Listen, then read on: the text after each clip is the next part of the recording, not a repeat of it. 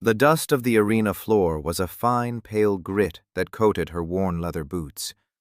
Alara kept her eyes fixed upon them, a universe of scuffs and weary seams.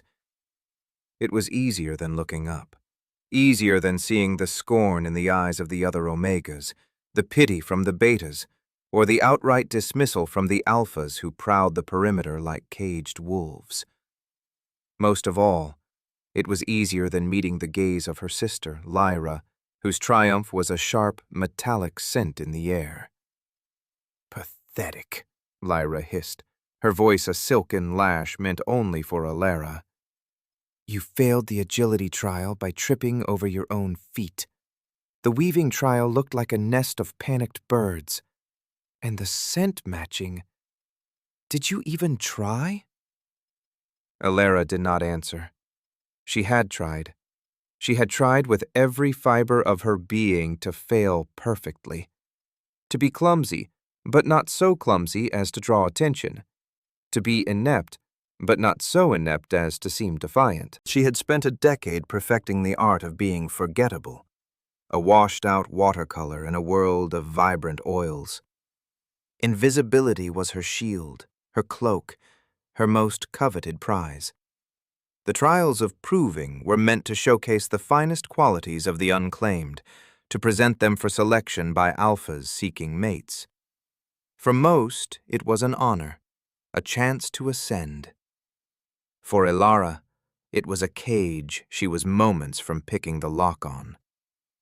One final ceremony, one final dismissal, and she would be free. Sent back to her village as an unclaimed Omega, a disgrace to her family, yes, but free to live in the quiet shadows she so craved. She was this close. A horn blew, a mournful sound that echoed off the high stone walls of the grand arena. It signaled the arrival of the king. A collective breath was held, a ripple of awe and terror passing through the assembled packs. Alara felt it as a pressure change in the air, a sudden drop in temperature that had nothing to do with the weather. King Kalen, the Alpha of Alphas, ruler of the northern wastes, took his seat on the obsidian throne overlooking the arena.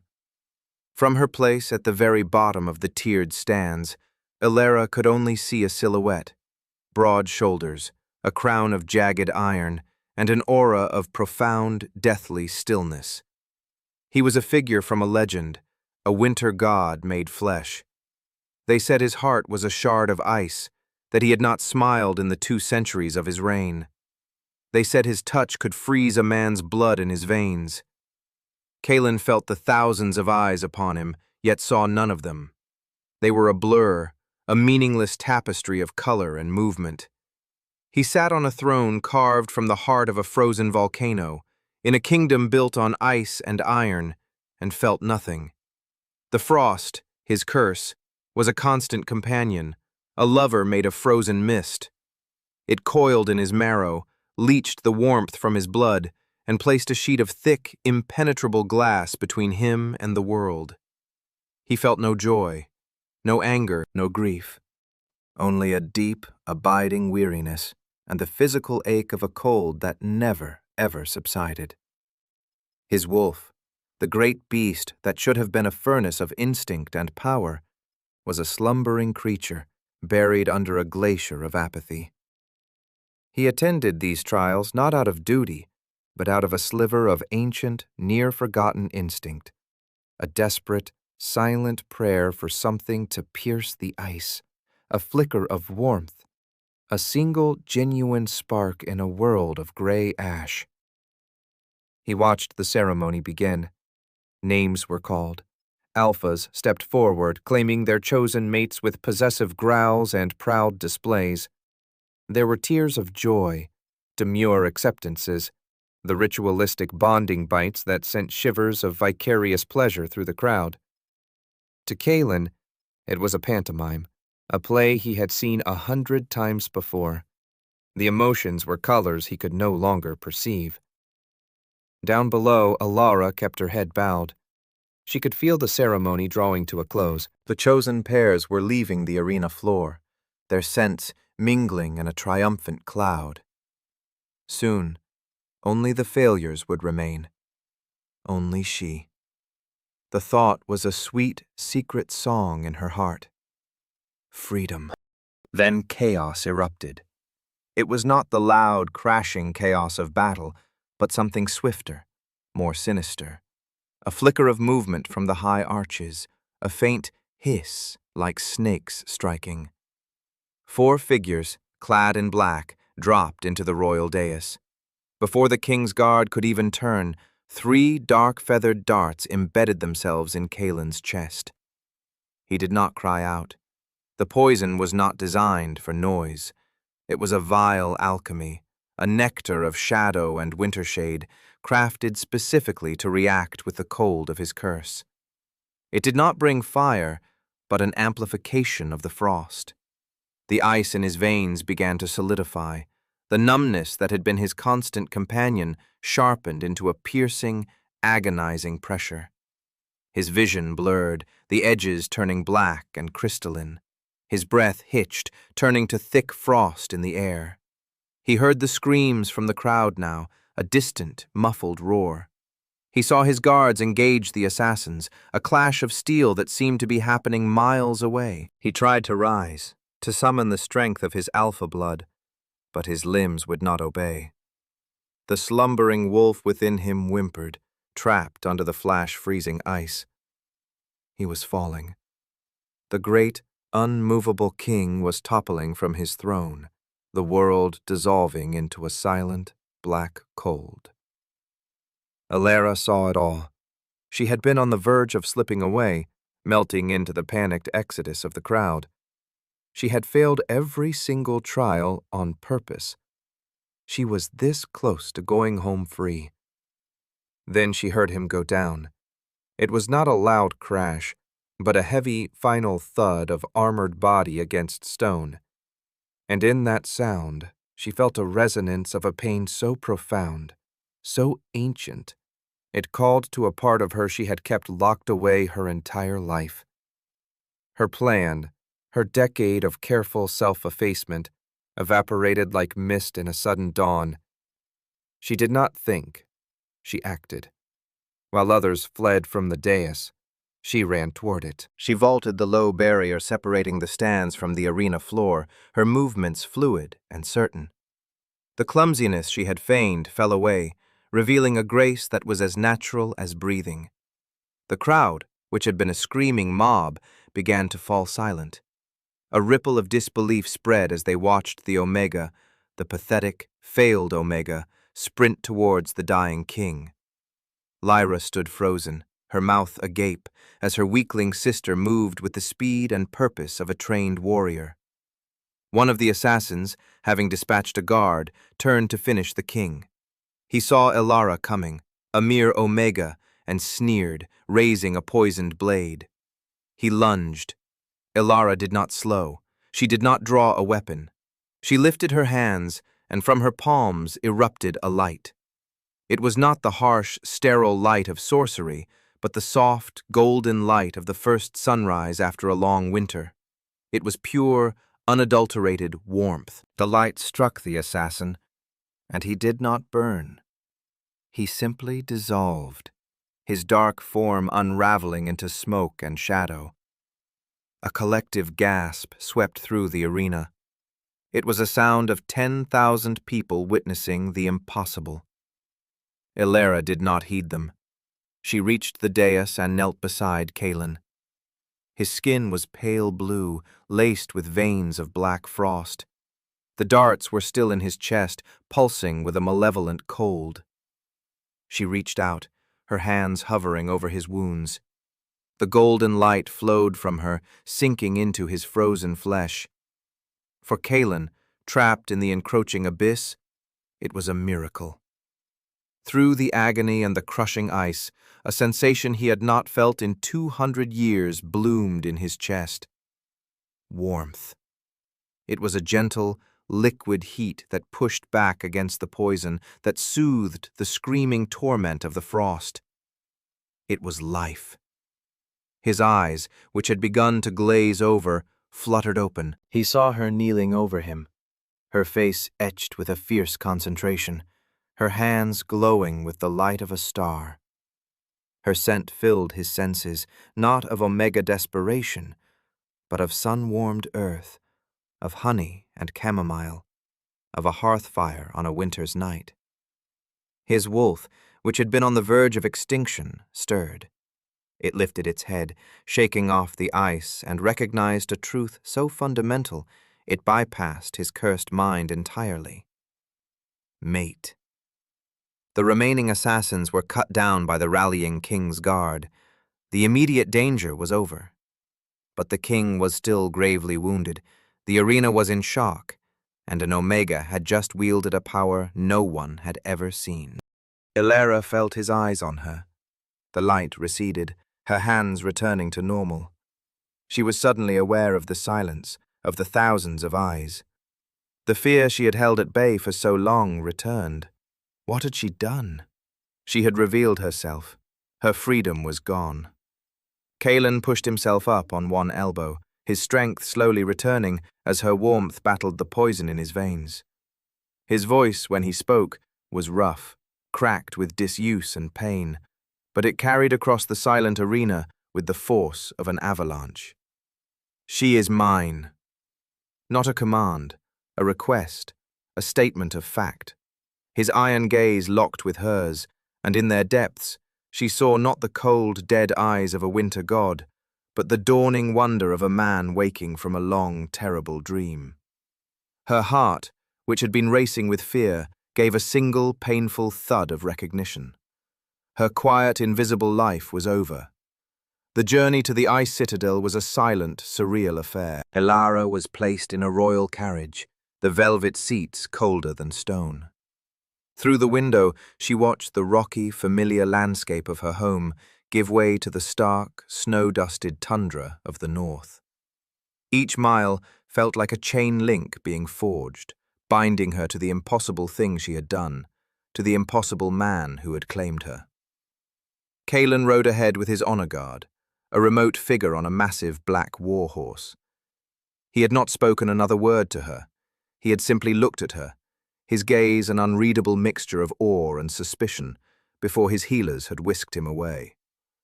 Now, he was a silhouette against the pale sky, as distant as he had been on his throne. The citadel appeared first as a jagged shard on the horizon, a black tooth tearing at the clouds. As they drew closer, it resolved into a fortress of impossible scale, carved from the living ice of a glacier and fused with black volcanic rock. It was a monument to coldness, a palace of eternal winter. Towers pierced the sky like icicles, and the light of the setting sun shattered against its crystalline walls, casting no warmth, only a cold, blue fire. There were no gardens, no trees, no signs of life, just ice and stone and a profound, crushing silence. When she was escorted inside, the cold deepened. It was not the crisp, clean cold of a winter day, but an ancient, seeping chill that seemed to emanate from the very walls. The great hall was a cavern of shadows and echoes. Banners of black and silver hung like frozen shrouds from the rafters. Guards in dark armor stood as still as statues, their breath pluming in the frigid air. Ilara had spent her life trying to be small, to take up no space. Here, the sheer, oppressive scale of the place made her feel like less than a ghost, a speck of dust in an infinite, frozen void. Yet she did not tremble. She lifted her chin, her back straight, and met the emptiness head-on. She had faced the scorn of her peers and the cruelty of her family. She would not be intimidated by architecture. Kalen was waiting for her in the throne room. He sat upon the obsidian throne, which looked even more menacing up close. The poison had been neutralized by her light, but he was still pale, the experience having carved new lines of exhaustion around his eyes. A high-ranking lord with a severe face and silver-streaked hair stood at his side. "Leave us," Kalen commanded. His voice was a low rumble, the sound of ice cracking under immense pressure. The guards and the lord hesitated. Now. They bowed and retreated, the heavy doors closing with a deafening boom, sealing Ilara inside with the Winter King. For a long time, he simply watched her. His stare was intense, analytical, as if he were trying to solve a puzzle that defied all logic. Ilara met his gaze without flinching. She had nothing left to hide. The mask was broken. "What are you?" he asked finally. The words were stark, devoid of any preamble. "My name is Ilara. I am an Omega of the Stone Creek Pack." Her voice was steady, though her heart hammered against her ribs. "Omegas do not wield the light of the sun," he stated flatly. "They do not disintegrate assassins with a touch. You failed every trial. You presented yourself as the weakest of the weak. It was a lie." "I did not wish to be chosen," she answered, her honesty a stark and unfamiliar sound in this hall of secrets.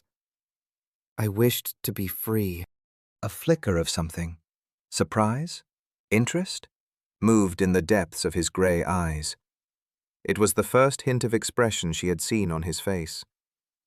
"You sought freedom by inviting disgrace, by becoming an outcast. An outcast in the shadows is freer than a prized mate in a golden cage," she said softly. The silence that followed was different. It was no longer empty, but charged with a strange tension. He was studying her, truly seeing her, and she felt the weight of his focus like a physical touch. The cold in the room seemed to recede by a fraction of a degree. "The light," he said, his voice softer now. "The warmth.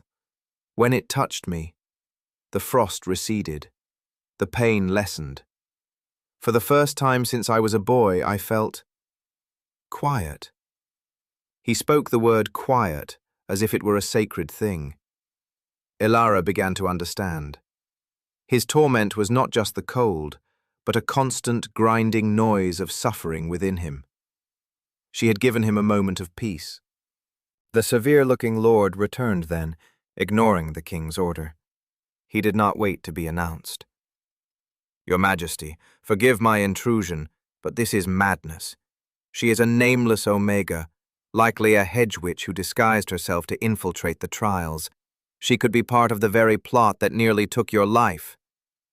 Kaelin's eyes hardened, the brief flicker of warmth gone, replaced by the familiar glacial chill.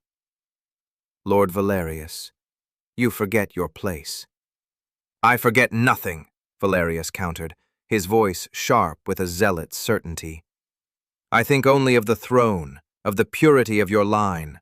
Your curse requires a mate of strength, of noble blood, to balance the cold. Not this anomaly.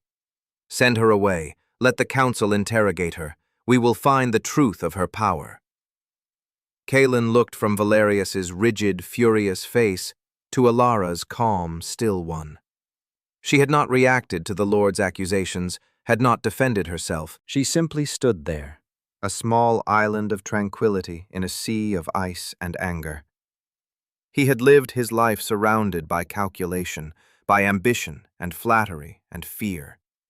Her quiet honesty was a foreign language he desperately wanted to understand. And more than that, there was the memory of the warmth, a feeling so precious, so long forgotten, that the thought of letting it go was a physical agony. "She stays," Kaelin said, his voice absolute. "She is under my personal protection. You will treat her as you would treat me. She will be given quarters near my own." Valerius looked as if he had been struck. "Your Majesty, that is unwise. The proximity, the influence." "Are you questioning my command, my lord?" The temperature in the room plummeted. Frost began to spiderweb across the stone floor at the base of the throne. Valerius bowed stiffly, his face a mask of barely controlled fury. "No, Your Majesty." He turned, his eyes sweeping over Ilara with pure venom before he departed. Ilara was left alone with the king once more. The silence returned, heavier this time. She understood she had not been brought here as a guest, or even as a potential mate. She was a curiosity, a remedy, a weapon. She was a key, and he was a man who had been locked in a frozen room for 200 years. The question was whether opening the door would save him or destroy them both. The days that followed blurred into a routine of cold and quiet observation. Ilara was given luxurious chambers, but they were as cold and impersonal as the rest of the citadel. A fire was always lit in her hearth, but its heat seemed to be swallowed by the stone walls, never quite reaching her. She was a prisoner in a gilded cage after all, just as she had feared. Kalen was a constant, distant presence. He did not summon her, but she would feel his eyes on her as she walked the frigid corridors or sat in the immense, silent library. He was watching her, studying her, his expression always guarded. He seemed to be waiting for something, though she could not guess what. One evening, a young maid named Anya brought her supper. Unlike the other servants, who were cowed and silent, Anya had a kindness in her old, wrinkled eyes. "You are not eating, my lady," she said softly, gesturing to the untouched trays from the previous days. "I am not hungry," Ilara replied, which was true. A knot of anxiety had taken permanent residence in her stomach. "The cold steals the appetite," Anya said knowingly. "It is the way of this place. The king's sorrow made manifest." The old woman leaned closer, her voice a whisper. "But I have seen the way he looks at you. It is not the way he looks at anyone else. The citadel has been silent for 200 years. Now it feels as if it is holding its breath." Anya's words lingered long after she left. The citadel holding its breath. That was exactly how it felt. A long, frozen moment before a shattering. Later that night, unable to sleep, Ilara wandered from her rooms. The guards did not stop her. The king's orders had been absolute. She followed a strange rhythmic sound, a cracking and groaning that seemed to come from the heart of the palace. It led her to the king's private solar, the doors of which stood slightly ajar. She peered inside. The room was colder than the rest of the castle, impossibly so. Kalen stood in the center, his back to her. He was shirtless, and she could see the muscles of his back corded with tension. The air around him was shimmering, and the stone floor at his feet was covered in a thick layer of frost that was actively spreading, creeping up the walls in jagged crystalline patterns. The cracking sound was the stone itself groaning under the strain of the unnatural cold. He was in agony. She could see it in the rigid set of his shoulders, in the way his hands were clenched into fists at his sides. This was not the detached, cold king from the throne room. This was a man being consumed from the inside out. The frost was not just a curse. It was an active, malevolent entity, and it was torturing him. Without thinking of the danger, of Lord Valerius's warnings, she pushed the door open and stepped inside. The wave of cold that hit her was a physical blow, stealing her breath and making her bones ache. Kalen whirled around at the sound, his face a mask of torment. His eyes were wide with pain and fury. "Get out," he snarled, his voice guttural. The frost on the floor surged towards her. She stood her ground. She saw past the monster he projected and saw the prisoner within.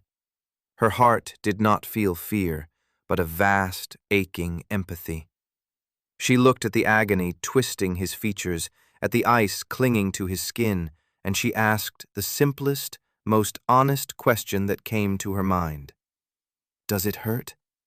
The words hung in the frozen air between them. The advancing frost halted. Kalen stared at her, his shock so profound it momentarily eclipsed his pain. In 200 years, people had feared him, revered him, plotted against him, and obeyed him. But no one, not once, had ever asked him if he was in pain. They saw the power, the cold, the crown. They never saw the man drowning beneath it. Her question was a key turning in a lock that had been rusted shut for centuries. The carefully constructed walls of ice around his soul cracked. The torment he held inside, the secret agony he had borne alone for so long, surged forth. "Always," he breathed, the word a plume of white mist. He sank to his knees, his control shattering. The frost in the room receded slightly, as if drawn back into him, the fight going out of it. It is a living thing, a parasite of cold. It was cast upon my bloodline by the shadow sorcerers of the withered mountain. My father grew cold and distant. My grandfather died in a blizzard of his own making. But on me it settled. It nested. He looked up at her, his eyes filled with a desolation so complete it made her own heart ache. It feeds on warmth, on emotion. To feel anything, joy, anger, love, is to feed it. It twists the feeling into a greater cold. So I learned not to feel. I froze my own heart to starve the beast. I became this. He gestured to the cold room, to himself.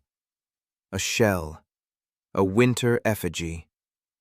He spoke of the endless loneliness of watching generations of his people live and die from a distance, unable to connect, unable to care.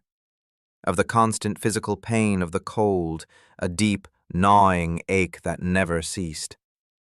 Of his own wolf, his very soul, buried so deep beneath the ice he could barely feel its presence anymore. The confession poured out of him, a torrent of frozen grief thawed by her simple question. Ilara listened. She did not offer platitudes or solutions. She did not flinch from the horror of his story. She simply bore witness to his pain, her presence a steady, quiet anchor in his storm. When he finally fell silent, exhausted and vulnerable on the frozen floor, she walked toward him. She knelt in front of him, heedless of the chill rising from the stone. She looked into his eyes, and what she said next shattered the last of his defenses. "You must be so lonely." It was not pity. It was pure, unvarnished empathy. It was an acknowledgement not of his curse or his power, but of his solitary human heart. A single perfect tear, frozen the instant it formed, traced a path down Kaelin's cheek and fell to the floor with a tiny, crystalline chime. Hesitantly, as if she were approaching a wild, wounded animal, she reached out and laid her hand on his arm. His skin was as cold as marble. Under her touch, a faint warmth bloomed, and for the first time, the cold did not surge to consume it. It simply allowed it. He stared at her hand on his arm, at the impossible, gentle heat spreading through his skin, and he felt the first, terrifying flicker of something he had long since believed dead. Hope. That night marked a subtle but profound shift. The distance between them began to shrink, the vast, cold halls of the citadel feeling marginally smaller. Kaelin did not command her presence, but he no longer hid his suffering. He would seek her out, finding her in the library where she spent most of her days. She would be reading by the light of a candelabra, and he would simply enter and take a seat in a high-backed chair across the room, content to exist in the same space. The silence was different now. It was a shared quiet, not an empty one. One afternoon, she began to read aloud. Her voice was calm and clear, a thread of warmth weaving through the dusty silence of the ancient room. He closed his eyes and listened, and for a few precious hours, the gnawing cold inside him subsided to a dull ache. The stories she read were of sun-drenched lands and summer festivals, worlds away from his frozen reality. But her voice made them feel real, tangible. He found himself craving her presence, the quiet warmth that was her very essence. It was a dangerous addiction. Each moment spent with her was a balm to his soul, but he could feel the frost within him stirring, resentful of this intrusion. It was a slumbering beast that was being provoked. One evening, as she read a tale of a seafaring princess, her voice grew hoarse. She paused to take a sip of water, and he found himself speaking into the silence. My mother used to read that story to me. The admission surprised them both. He had not spoken of his mother in over 100 years. Elara lowered the book. What was she like?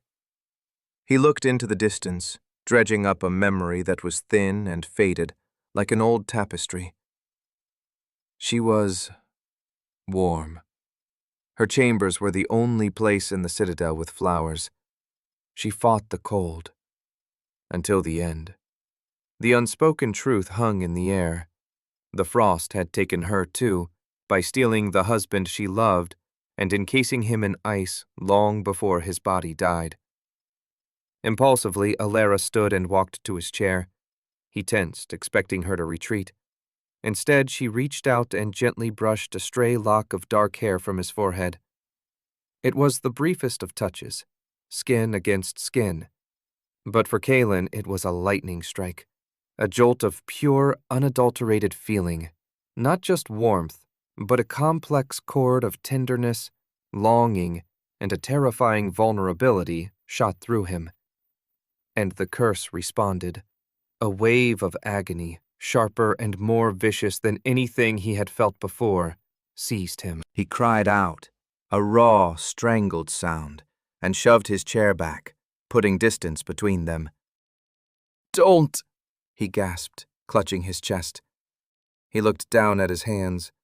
The skin, normally just unnaturally pale, was now laced with thin black lines. Black ice, like frozen poison, was crystallizing in his veins. The hope, the connection he had felt from her touch, had been a feast for the curse. It was now stronger, more virulent than ever. "It's getting worse," he gritted out, his voice strained with pain. "Your presence, the warmth you bring, it's not healing the curse. It's feeding it, making it fight back." Fear, cold and sharp, pierced Elara's heart. Had she made it worse? Was her very nature, the thing that drew him to her, actually killing him? "Kaelin." "You have to leave," he said, his eyes screwed shut in pain. "You have to go. Now. Before it consumes me entirely." He wanted to protect her, to push away the only warmth he had ever known, to keep it from being extinguished by his own darkness. But Elara saw the truth in his eyes. It was not just pain, but terror. He was afraid of being alone with the monster again, now that he had known a moment's peace. She had seen the prisoner in the ice, and she would not abandon him. "No," she said, her voice ringing with a strength she didn't know she possessed. "I will not run. We will face this together." Her defiance seemed to enrage the frost. A tremor ran through the citadel, dislodging dust and ice from the high ceilings. The black lines on Kaelin's skin spread, branching across his arms and neck like frost on a winter windowpane. He was losing. The hope she had given him had become the catalyst for his destruction. The following days were a descent into a living nightmare. The black ice continued its relentless march, encasing more of Kaelin's body. It was excruciatingly painful, a million frozen needles digging into his flesh. The citadel itself seemed to be dying with him. The perpetual cold intensified, thick frost covering every surface, and a mournful wind howled through the corridors as if the stones themselves were grieving. He locked himself in his solar, but the cold bled out from under the door, freezing the hallway solid. Ilara refused to leave, sitting vigil outside, her own warmth a pitiful defense against the encroaching Arctic blight. She could hear his pained groans through the thick oak, and each one was a blade in her heart. Lord Valerius found her there, his face a grim mask of satisfaction. "I warned you," he said, his voice devoid of sympathy. "Your sentimentality has poisoned him. You have agitated the curse beyond its limits. You have killed your king." "He is not dead," Ilara shot back, her voice fierce. "He soon will be," Valerius said coolly. "The black ice is a sign of the final stage. It will encase his heart, and he will become a frozen statue, a monument to his own folly. The only thing to be done is to remove the catalyst. You." He gestured to two towering guards. "Take her to the dungeons, for the good of the kingdom." Before the guards could move, the doors to the solar burst open, shattering into 1,000 pieces. Kalen stood there, a terrifying figure. The black ice now covered half his face, and one of his eyes was a solid, chilling white. He was barely recognizable, a man being consumed by a glacier. Yet he stood. "You will not touch her," he growled, the words tearing from his throat. The power that rolled off him was immense, untamed, the last desperate surge of a dying wolf. Valerius did not back down. A cruel smile touched his lips. "So the beast has one last roar. It is a pity you wasted it on this nobody. My family has been the steward of this curse for generations, you foolish boy. We are its guardians. It is meant to keep our king strong, solitary, and ruthless, unburdened by emotion. You, with your weakness, with your pathetic craving for warmth, have broken the covenant." You knew?" Kalen whispered, the betrayal a blow more painful than the ice. "You let me suffer?" "We kept you powerful," Valerius shouted, his composure finally cracking. "And now she has undone it all. But I will restore the balance." He pulled a dark, obsidian dagger from his robes. "This blade is enchanted to sever connections. I will cut her from your heart, and the frost will stabilize. You will be cold and whole once more." He lunged, not at Kalen, but at Ilara. Time seemed to slow. Kalen tried to move, but his ice-encrusted body was too slow. He could only watch in horror as the blade plunged toward the woman who had brought light back into his world. In that moment, watching the imminent death of the only hope he had ever known, something inside Ilara broke open. It was not a conscious decision. It was a primal, instinctual eruption of power. The fear for her own life was nothing compared to the absolute certainty that she could not, would not, let him fall back into the darkness alone. A blinding light exploded from her. It was not the gentle sunrise glow she had wielded before. This was the pure, untamed, magnificent power of a supernova. It was the heart of the sun, unleashed in the frozen citadel. The light blasted outwards, sending Valerius and his guards flying back, the obsidian dagger melting into slag before it could touch her. The entire citadel was bathed in brilliant, golden light. The ancient frost on the walls vanished in clouds of steam. The howling wind fell silent. Ilara stood in the center of it all, a radiant being of warmth and life, her eyes glowing with golden power. She was no longer a simple Omega. She was something more. A sun touched, a legend made real, the living antithesis to the winter curse. Valerius, scrambling to his feet, stared in horror. "Impossible." He raised his hands to attempt some dark spell, to fight back. Ilara had a choice. She could feel the power thrumming through her, enough to utterly destroy him, to turn him to ash for his centuries of cruelty. Vengeance was a tempting, fiery song. But then she looked at Kalen. He had fallen to one knee, the light causing the black ice on his skin to crack and hiss. He was looking at her with an expression of pure, unadulterated awe. He was dying. She made her choice. She turned her back on Valerius, ignoring him completely, and focused the entirety of the solar flare within her on one purpose, one person. She walked to Kalen, her feet not touching the floor, and placed her glowing hands on his chest, directly over his heart. "I am with you," she whispered. "You are not alone."